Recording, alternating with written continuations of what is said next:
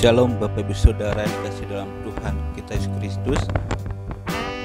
Renungan kita pada kesempatan kali ini terambil dari surat Roma pasal yang ke-14 ayat yang ke-13 sampai dengan ayat yang ke-19. Firman Tuhan berkata demikian: "Karena itu janganlah kita saling menghakimi lagi, tetapi lebih baik kamu menganut pandangan ini. Janganlah kita membuat saudara kita jatuh atau tersandung. Aku tahu dan yakin dalam Tuhan Yesus bahwa tidak ada sesuatu yang najis dari dirinya sendiri.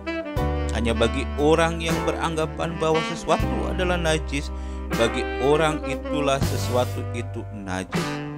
Sebab jika engkau menyakiti hati saudaramu oleh karena sesuatu yang engkau makan, maka engkau tidak hidup lagi menurut tuntutan kasih.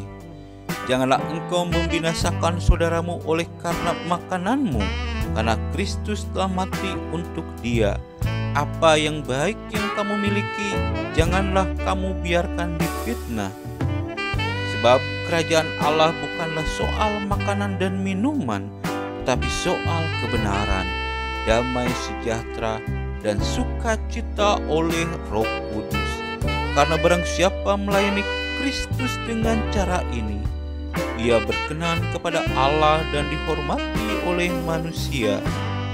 Sebab itu, marilah kita mengejar apa yang mendatangkan damai sejahtera dan yang berguna untuk saling membangun." Bapak Saudara yang kasih dalam Tuhan kita Yesus Kristus, tema renungan kita pada kesempatan kali ini adalah menjadi pembawa damai sejahtera. Saudara, Rasul Paulus di dalam bagian firman Tuhan ini mengingatkan kepada jemaat di Roma supaya mereka menjadi orang-orang yang tidak saling menghakimi satu sama lain karena hal makanan dan minuman. Di dalam bagian firman Tuhan ini, Rasul Paulus mengingatkan kepada jemaat di Roma supaya mereka bersatu di dalam Kristus untuk membangun tubuh Kristus. Bapak Ibu Saudara, ketika kita berada dalam suatu organisasi, baik itu organisasi gereja, baik itu kita berada dalam organisasi pendidikan dan lain sebagainya, mungkin ada perbedaan pendapat dengan rekan sekerja kita. Akan tetapi perbedaan pendapat itu merupakan suatu yang wajar, asalkan perbedaan pendapat tersebut bukan untuk saling menjatuhkan, tapi untuk saling membangun. Kita memberikan pendapat kita bukan karena kita ingin menjatuhkan teman sekerja kita, tetapi kita memberikan pendapat dengan tujuan untuk saling membangun di antara rekan sekerja kita. Demikian pula yang ada di dalam bagian firman Tuhan ini. Dalam bagian firman Tuhan ini, Rasul Paulus mengingatkan kepada jemaat di Roma supaya mereka melakukan hal-hal yang membangun satu sama lain, bukan menjadi orang-orang yang saling mengkritiki satu dengan yang lainnya sehingga terjadi perpecahan dengan adanya kritik yang menjatuhkan.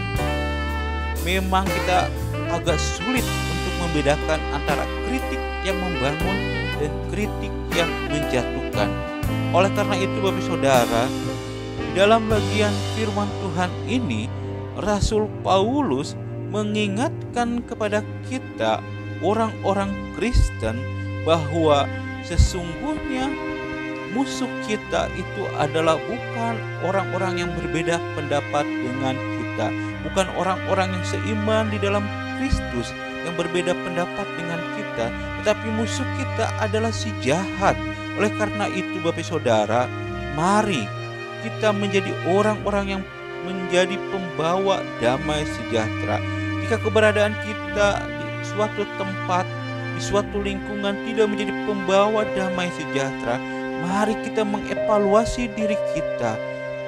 Apakah kita sudah melakukan yang terbaik untuk Kristus atau bukan? Jangan karena hal makan dan minuman. Di sini Rasul Paulus memberikan contoh mengenai makanan dan minuman menjadi suatu batu sandungan bagi orang lain. Tetapi yang ditekankan oleh Rasul Paulus di dalam bagian firman Tuhan di sini adalah bahwa kita harus menunjukkan kasih Kristus kepada orang-orang yang seiman dengan kita maupun kepada orang-orang yang berbeda iman dengan kita, sehingga kita bisa menjadi pembawa damai sejahtera bagi orang lain, sehingga kita dapat berkenan di hadapan Allah seperti yang Rasul Paulus katakan di dalam ayat yang ke-19. Sebab itu marilah kita mengejar apa yang mendatangkan damai sejahtera dan yang berguna untuk saling membangun.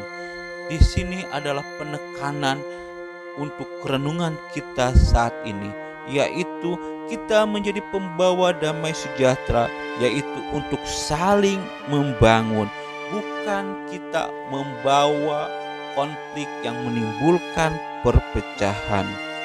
Saudara, saya akan berdoa untuk kita semua. Bapa di dalam kerajaan surga yang kami sembah di dalam Putra-Mu yang tunggal, yaitu Yesus Kristus yang menjadi Tuhan dan Juru Selamat kami yang hidup. Kami bersyukur Tuhan, kalau Engkau sudah memilih kami menjadi anak-anak-Mu. Oleh karena itu tolong kami Tuhan, supaya kami boleh menjadi pembawa damai sejahtera bagi orang-orang yang ada di sekitar kami. Tolong kami Tuhan, supaya kami boleh saling membangun sebagai anggota tubuh Kristus.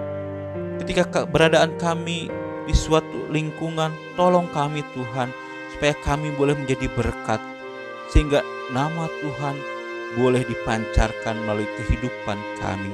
Terima kasih Yesus, kami sudah berdoa dan mengucap syukur. Amin.